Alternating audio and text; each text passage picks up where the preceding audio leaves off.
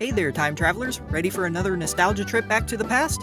Hop in, because in today's video, we're traveling back to the Spongebob era. I don't know about you, but Bikini Bottom has always felt like a second home to me, just one that is animated and under the sea. Most of us practically grew up with our favorite marine characters in our living rooms multiple times per week, and I personally wouldn't change that for the world. One of the best things to come out of an obsession with Spongebob SquarePants is all of the fan theories and interesting stories behind the creation of the show. Today, we're going to be looking at one of the more PG-13 theories out there that focuses on the idea that each of the characters in Bikini Bottom is addicted to or on various forms of drugs. Be sure to stick around until the end to see what people think our favorite sea sponge is doing behind closed doors. When it comes to SpongeBob, there are literally countless fan theories out there in the world, some of which are simple, such as subtle hints at some of the characters being more than friends, while others are a bit more complex and have to do with nuclear radiation being involved with the creation of Bikini Bottom and all of its lively creatures. The possibilities are truly endless, and though we aren't going to be discussing any of those in today's video, there is always the chance that we might cover them in the future. So if there are any SpongeBob theories that you would like for us to cover or would like to share with us, please reach out in the comments. We love hearing from you. As far as today's video is concerned though, we're going to be considering the fact that all of our favorite friendly sea animals might actually be under the influence of some pretty hard drugs. And that's why the entire town of Bikini Bottom, or at least from the perspective that we see it, is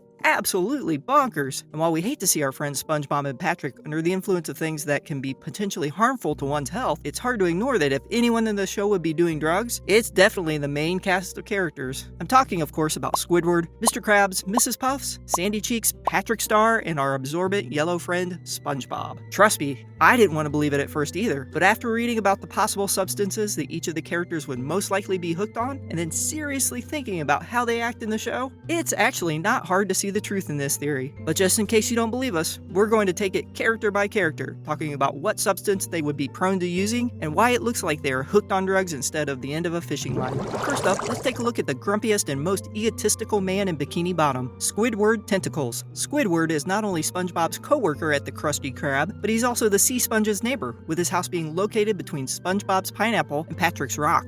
But what happens inside Squidward's home when no one is watching him, and he isn't too busy playing that clarinet that he loves so much? Well, according to one theory, our squid friend is actually addicted to what is arguably the worst drug out of the bunch: heroin. Now, heroin can go by many different street names, such as horse, dope, or tar, and our boy Squidward apparently loves it all. And when you look at the signs, it's pretty clear to see how accurate this might be. You see, one of the biggest signs that someone is doing heroin is when they seem as if they are always in slow motion, or just lacking energy of all sorts. And I mean, you can hear it in the monotone sound of Squidward's voice. Mr. Krabs, can I go home yet? He has no energy to expend. On top of that, if you have ever known anyone who sadly was hooked on the stuff, then you might know how irritable they can get, especially when they are coming down from a high or just sober in general. They can get very angry at the drop of a hat, and I know SpongeBob and Patrick can be annoying, but Squidward has always seemed like someone who gets too hot-headed way too fast. It's really sad to say, but it looks like Squidward might have a heroin problem.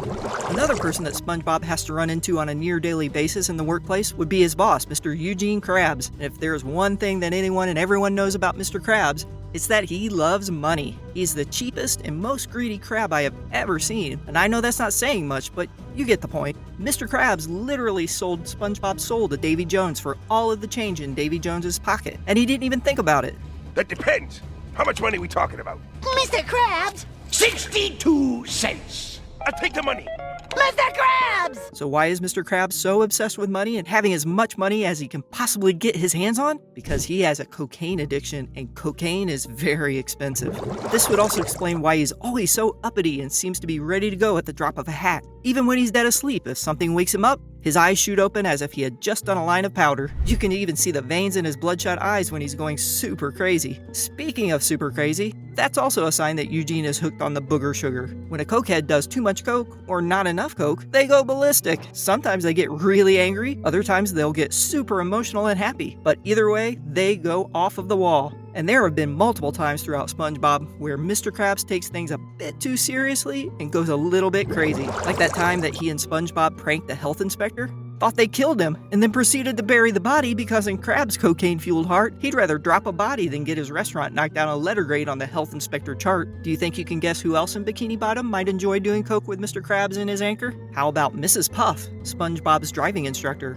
And might I add that she actually went out with Mr. Krabs briefly in an older episode, at which point they could have both been indulging in the horrible effects of cocaine together. As we mentioned before, coke is very expensive, but seeing how Mrs. Puff owns and runs a boating school, she would likely have the money for it. On top of that, when it comes to people who drive for a living, if they are ever found to be hooked on anything, it's usually a stimulant or upper like coke, which is something that would keep them awake at the wheel and focused, which would totally explain how Mrs. Puff got into the stuff to begin with. When it comes to Mrs. Puff, we also learn that she can be tough, and when it comes to serving out a prison sentence, she has no problem. She'll sit behind bars, handle it like a champ, and then threaten SpongeBob by telling him that she would like to see him after class when she gets out. So who knows? She might even be the one supplying cocaine to the urchins of Bikini Bottom. We know she's tough enough, and when she needs to be threatening, she certainly can be. So if Mrs. Puff isn't doing the coke herself, she would most likely be the one pushing it. Next, we have one of the last people that we would have suspected to be hooked or addicted to anything. Sandy Cheeks. Sandy is the squirrel that has a genius-level intellect and found herself living in an oxygen-filled dome under the water. Sandy often can be seen helping SpongeBob and friends, whatever they might be up to in that particular episode. But sometimes she can be seen or portrayed as a bit of a buzzkill, and it turns out that might be because somebody potentially killed her buzz. You see, in this theory, Sandy is seen as an alcoholic.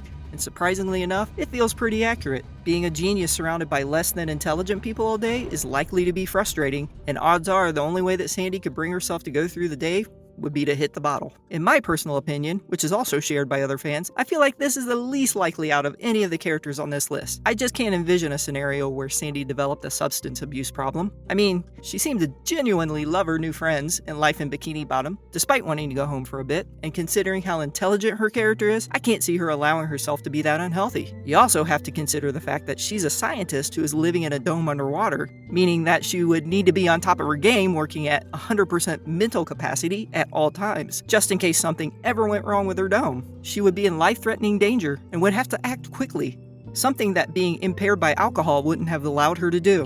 Patrick Starr might be the most obvious out of the bunch after we say it, but it's pretty clear that Patrick's drug of choice would most likely be marijuana. Patrick's love for the bud would absolutely explain his simple attitude and his almost childlike stupidity. He's completely oblivious to the world around him, and he doesn't have a care in the world about it. And that's because he's smoking those funny-smelling cigarettes that make people giggle just a little bit too much. I mean, you can tell by the way that he talks, he's stoned almost all of the time. I would bet that if Patrick was a stoner, he would be that person that goes through a quarter pound of weed in a week, which is an insane amount for anyone. Even the heaviest smokers like Snoop can hardly take down a quarter pound in a week, but I'm pretty sure Patrick would have no issue. The dude couldn't even remember who his parents were. That's how baked he is. He made SpongeBob pretend to be stupid so he could look smart in front of people who he thought were his parents. They were not.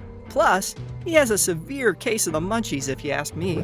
Last but not least, we have Spongebob SquarePants, the annoying but lovable sea sponge and the main character in our adventures. As anyone who has seen the show or even heard his laugh can tell you, SpongeBob can be one of the most irritating but hilarious characters in the history of cartoons. I love to watch him on TV, but I fear ever meeting a person like him in real life. Now when it comes to SpongeBob, there are basically two schools of thought when it comes to what drugs he might be indulging in when we aren't watching, both of which make it easy to see why he's always prepared to yell, "I'm ready!" I'm ready. I'm ready.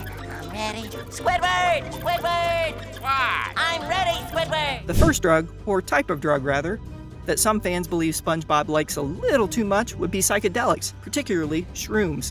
Think about it. SpongeBob has a super wild and vivid imagination, much like those who are tripping on hallucinogens like shrooms. SpongeBob also goes through waves of extreme happiness to extreme sadness, and he seems to change between them at the flip of a switch. This could be the difference between him having a bad trip or a good trip, which can change at any moment during the process when you are tripping. The other school of thought is that SpongeBob is actually a meth head and loves to get down with the amphetamines. Meth would also be a plausible reason as to why SpongeBob is always so happy and energetic all of the time. And it would even explain his occasional bouts of paranoia, like when he was afraid to go outside for fear of dying. It's hard to believe it, but I sadly could see SpongeBob as a character who is addicted to amphetamines. Now, it should go without saying that we don't condone the use of drugs, or any of the substances that we mentioned in today's video. We are only talking about them for the theory, and we in no way are promoting the use of any illegal or harmful substances. When it comes to the theory, we can't say for certain, but I personally wouldn't be surprised to hear that SpongeBob and Patrick dabble in some less than acceptable vices when we aren't looking. Well, what do you guys think? Are the inhabitants of Bikini Bottom all hooked on drugs? And if so, what drugs do you think they most likely do? Be sure to let us know in the comments below. We would love to hear from you. As for now, that's all, time travelers. Let us know what video you'd like to see next in the comments, and like and subscribe for more time traveling videos.